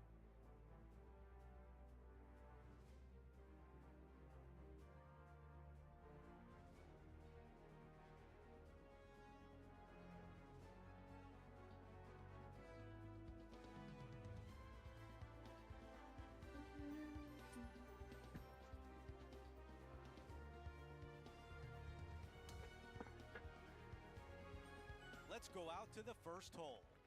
Now, as we turn our attention to live play, we should dig a little deeper into this rivalry that has been brewing between our featured player and Collin Morikawa. Henny, our featured player, certainly has confidence, that's for sure. Andrew, yes, they do. You should have heard some of the words that were exchanged in the run-up to this match. You could cut the tension like a knife in the press conferences. It's been pretty spicy so far this morning as well. Thank you, Henny. It's set up to be quite the battle. Let's see if Morikawa can hold his own this week against our featured player. 3-iron on the way. 11 feet to go. A great birdie chance here. Okay, good start at the junction. It's going to indicate right. All right, that one is behind us. Our featured player continues to look good out there, currently in first place. Teeing off here on the third. What a drive, look at that. This player won their last event. Let's see if that momentum carries on. Well, it's certainly in their favor, isn't it? Winning breeds winning. It wouldn't surprise me to see them win again this week. He taps that one in as we head to the next hole. And not giving the field a chance to breathe whatsoever. An opportunity here with a par 5.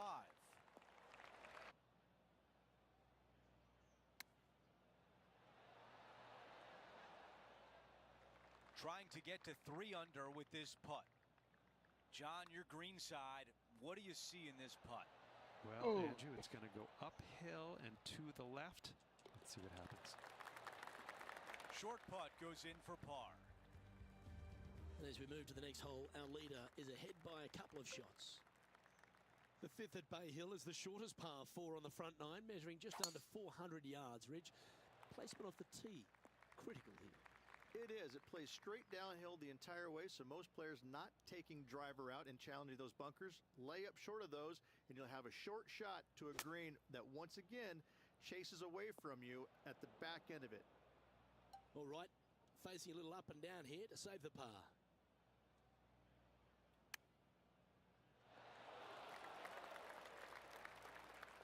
And if this can go down, he'll save par.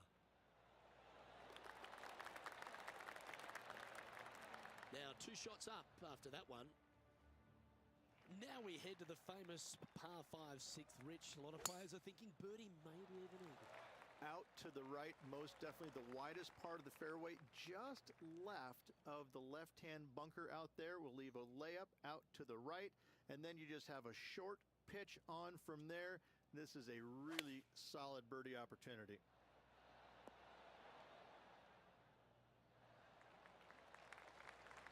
Putting for an eagle. What are we looking at for this putt, Henny? I've been all around this, tried to read it, just can't see it, but he's got about 22 feet.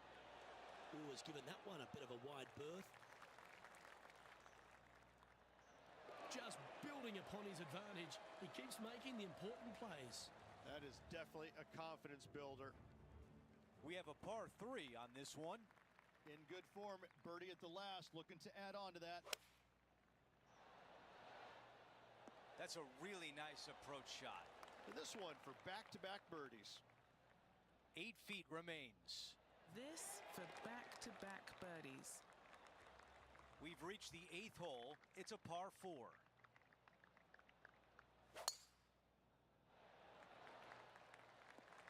Not a bad result right there. And right now at -4.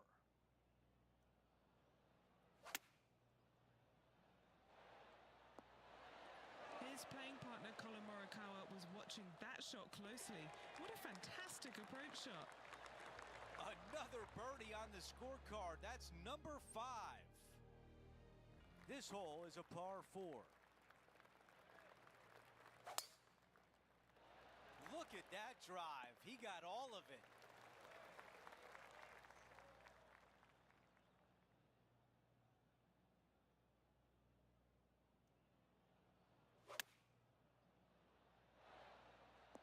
What a beautiful leave right there.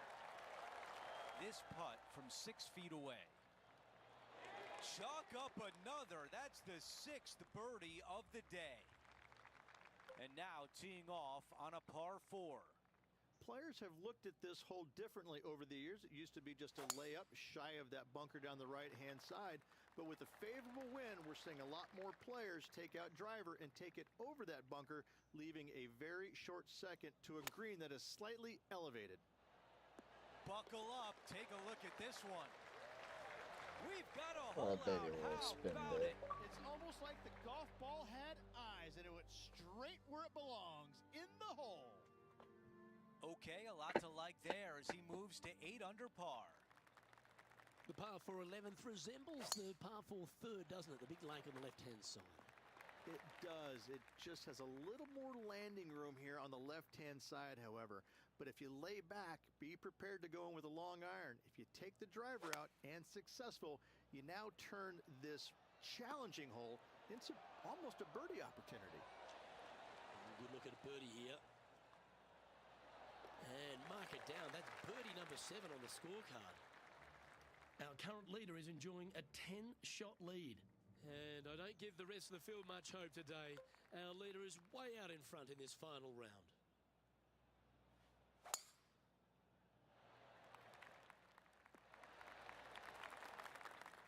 Second shot here on the 12th.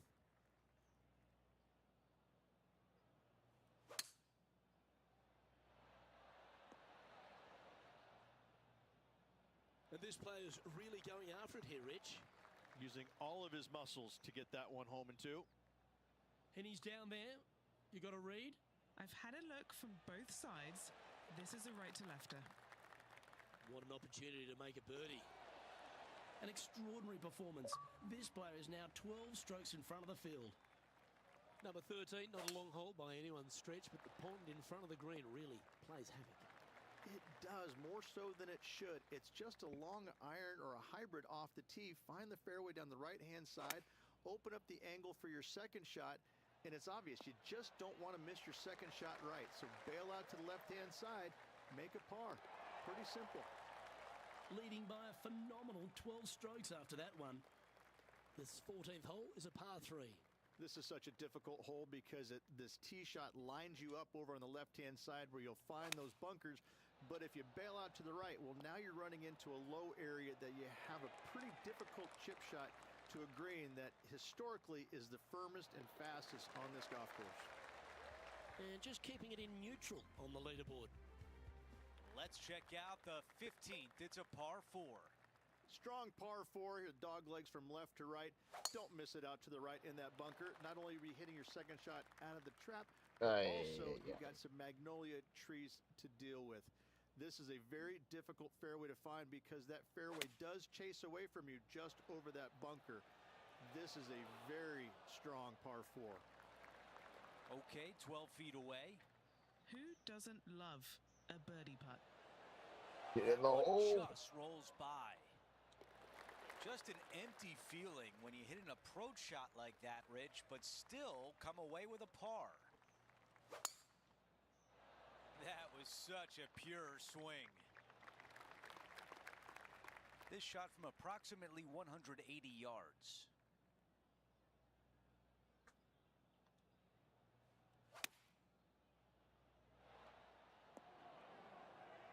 Those shots all day have been working. Another one hits the green. I tell you, you just dream about days like today. Greens and regulation, spot on all day. Awesome. Okay, it's a par 3. This hole causes more stress for the players, I think, than any other hole on the golf course, with possibly the exception of number 3. This green is nearly impossible to find as it is so firm historically through the years. You find the green, you make your 3, and you're smiling earlobe to earlobe. And a tap in left for par. Our featured player still sits atop the leaderboard. Now to 18, the par 4. Our leader is putting on a clinic out there. Simply amazing power on that tee shot.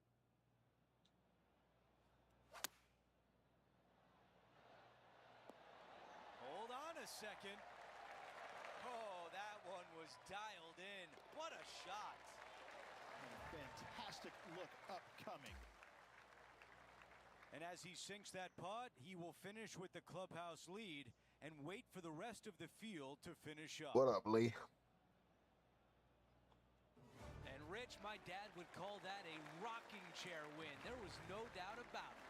Your dad is a very smart man. That just sit in that chair and just let that chair do the work for you, baby. Love it. Well, that'll do it for today, folks. For Rich Beam, Luke Elvey, and the entire crew, I'm Andrew Catalan saying so long, and thanks for watching 2K Sports.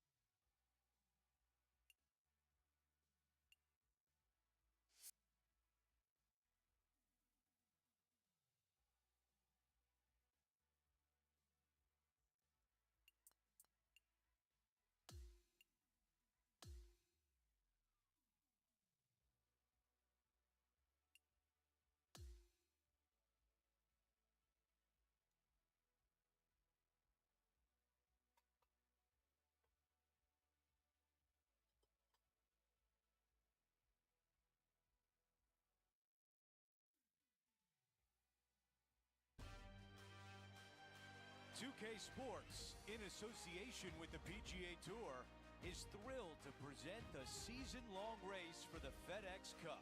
Welcome back to our coverage of the Players' Championship. The final round starts right now. Good to be with you today. I'm Andrew Catalan, joined by Rich Beam and Luke Elvey. Henny Koyak and John McCarthy are down on the course. Rich, there's a lot of money on the line this week. It's the Players' Championship at TPC Sawgrass. Take me through this course. Yeah, and none of the players will actually admit that they're going to be a little nervous about that money, but I promise they are. It's just a different golf course. There's no shot that really fits your eye. You have a tee box pointing one direction, a landing area that's a different direction, and a green that sits even more cattywampus than that. It's a golf course you have to have a lot of imagination at and not be afraid to hit the big bender and pull off some of the funkier shots, because you're going to be presented with them quite a few times around here. It's a goofy golf course that linear golfers, such as PGA Tour players, don't necessarily like.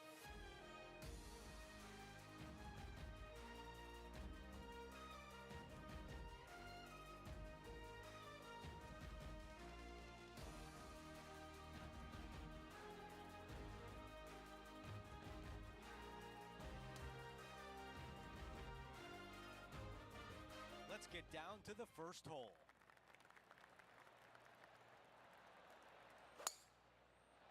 Ooh, absolutely unleashed it. Second shot here at 1.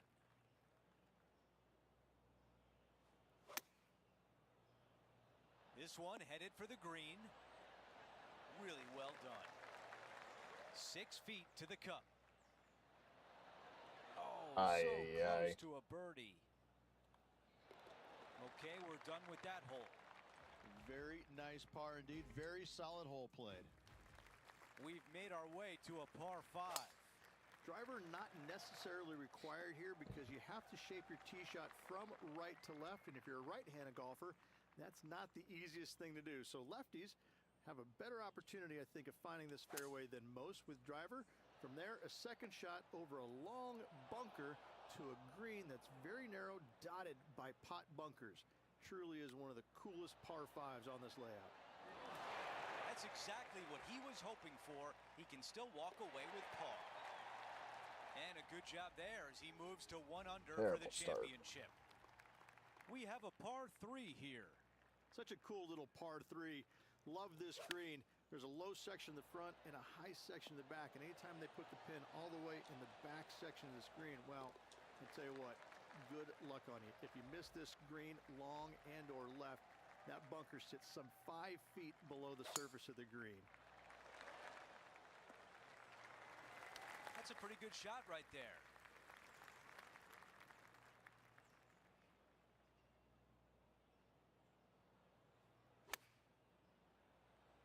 This looks right at the pin. Really well played. And now an opportunity for birdie at the 4th hole. He makes the putt and extends his lead.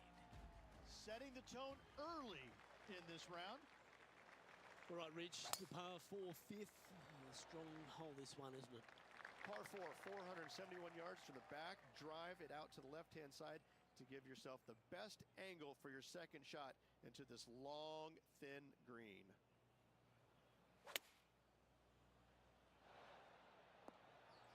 Yes, anytime you can find the green and have a putt, you'll take it.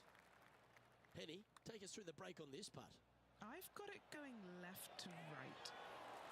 And this putt coming up for his par. Our current leader is enjoying a 7-stroke advantage. This hole here is a par 4. Par 4, 393 yards from the back. Most players taking out a long iron or hybrid just for placement in the fairway.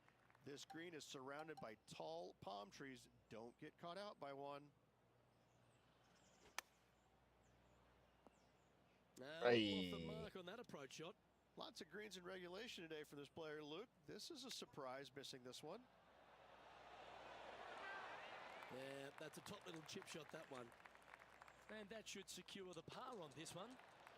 Our current leader is enjoying an 8-stroke advantage. Over to the par 4 7th hole. Par 4, 451 yards, all sorts of danger down the left-hand side. Hit your tee shot out to the right. Second shot, find the green, 2-putt, and sprint to the tee on the 8th.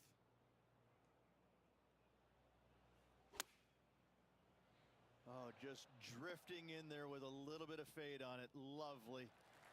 All right, the putter can come out now. This putt from 12 feet away. This one on a good line. A chance here for par. Okay, moving on to the next. Our featured player continues to lead the way, up by 9. Over to number 8, it's a par 3. Par 3, 237 yards in length. A brute, to say the least. It is a tough hole surrounded by bunkers. If you can make 3 here, you're a happy person. Henny is greenside. Oh, this is an outside chance. Maybe a lag putt even. He's got 30 feet.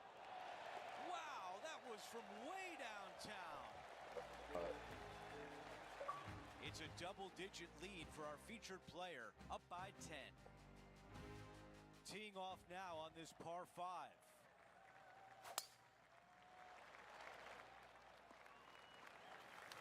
Okay, that'll play.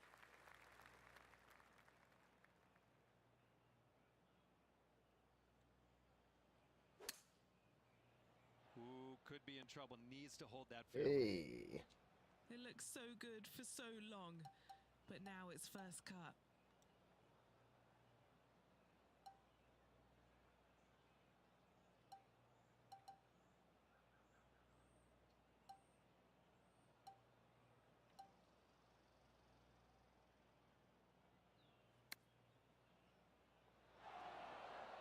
Yep. The mission is simple here. He has to get up and down.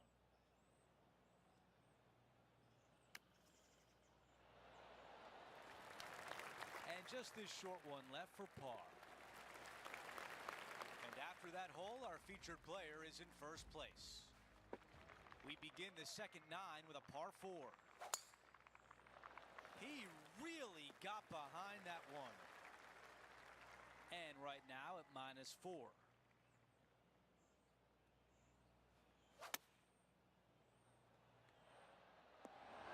Wow, he's going to like that one. And this one from 9 feet away. How did that not go in? Okay, this putt for par, trying to get out of here without any damage. And after that hole, our featured player is still atop the leaderboard. There's some birdie holes out on this course, and the 11th is certainly one of those, but there are some troublesome spots if you get out of play.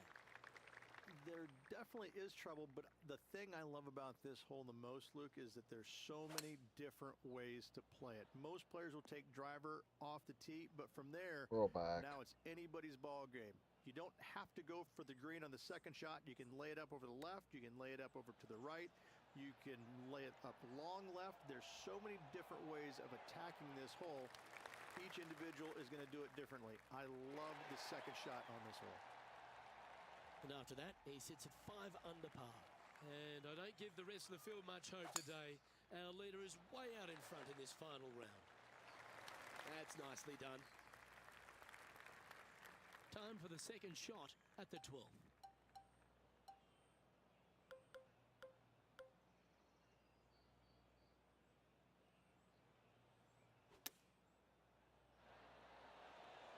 A quality shot that. That would be back-to-back birdies for this player. Oh, these are good for the momentum, these ones, right on 8 feet. This is such a great opportunity. Jeez, for I birdie. cannot putt. And down it goes. Well, as you start to head for home here at TPC Sawgrass, you're blessed with this wonderful par 3 13th. And this is a really cool par 3. You've got 3 distinct areas on the green, front right, all the way on the left-hand side, and the back right. Wherever they put the pin is going to dictate what shot shape you want to have into that green. I think it's a really cool design because it requires you to think about how you want the golf ball to land on the green and the way you want it to bounce. I think Pete Dye did a great job in designing this green. Plenty of trouble around this golf course. The 14th, the par 4, represents a number of that. If you hit it down the left-hand side, the golf ball will chase a long way, but you'll be blocked out by some trees. You hit it out to the right, you're going to be on top of a mound, but you'll have a really good idea of what's in front of you.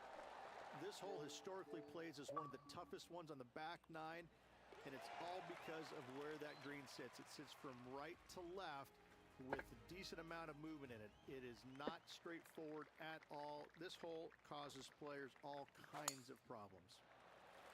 I like the looks of this. Right now it's 6 under.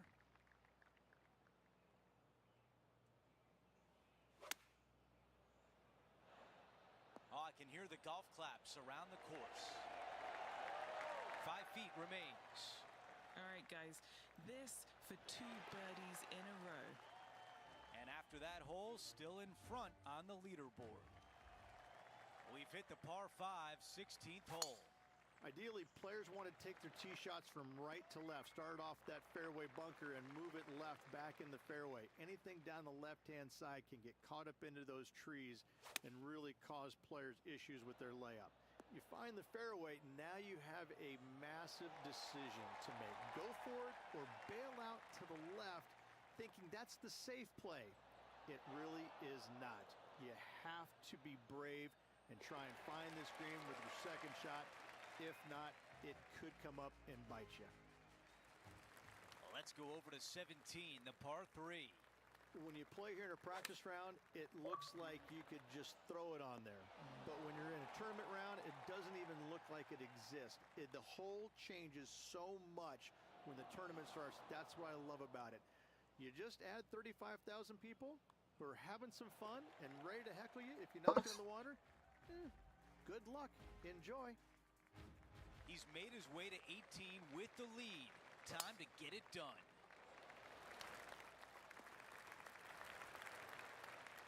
This shot is about 130 yards from the hole. This one's going right there. Wow, another shot on the green. We've seen that a lot today. It has been fantastic. The king of TPC Sawgrass, our featured player, wins the Players' Championship. And out